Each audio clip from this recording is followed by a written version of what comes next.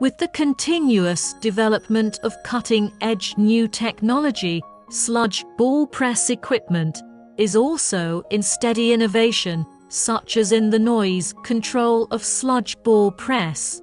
The noise of the equipment produced today is much smaller than in the past. The power consumption is greatly reduced. At the same time, the pellet rate of raw materials is also becoming higher and higher, further reducing the probability of raw materials rework. The continuous development of frontier new technology, making continuous breakthrough in the field of manufacturing technology, have gradually built our low-carbon environmental protection standard.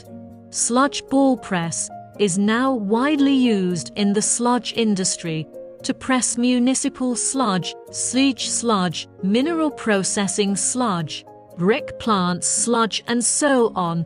It can also be used to press sludge ore, sludge tailings, sludge pellet, sludge particles, and other materials are also used in the energy and chemical industry, power plant industry, transportation industry, and metallurgical industry.